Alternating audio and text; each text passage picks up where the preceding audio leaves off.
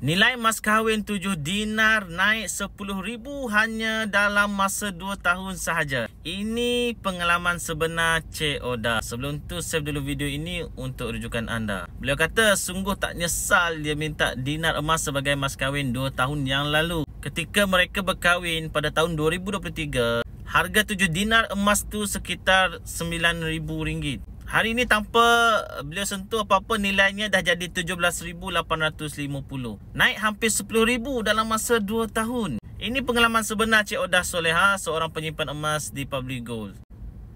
Puan Oda menerima emas kahwin daripada suami sebanyak 7 dinar. Sekarang emas tersebut masih disimpan dan harganya sudah melebihi 17,000. Pesan beliau, bagi anak muda yang merancang untuk berkahwin, sangat bagus jadikan dinar emas ni sebagai mas kahwin. Emas bukan saja makin lama makin mahal, malah ianya lebih bertahan lama berbanding mas kahwin dalam bentuk duit. Saya sendiri gunakan dinar emas bagi kepada isteri sebagai mas kahwin. Sampai hari ini dinar emas tu masih ada lagi. Kalau anda nak jadikan emas sebagai hantaran kahwin, nak bagi mas kahwin kepada bakal isteri anda, ataupun anda seorang isteri nak suami jadikan dinar emas sebagai mas kahwin, anda boleh tengok video 5 langkah untuk mulakan simpanan emas, ataupun isi bet biru dekat bawah. Saya akan bantu dan bimbing anda sebaiknya untuk dapatkan dinar emas untuk perkahwinan anda. Jangan lupa follow dan komen untuk lebih banyak ilmu kewangan dan emas.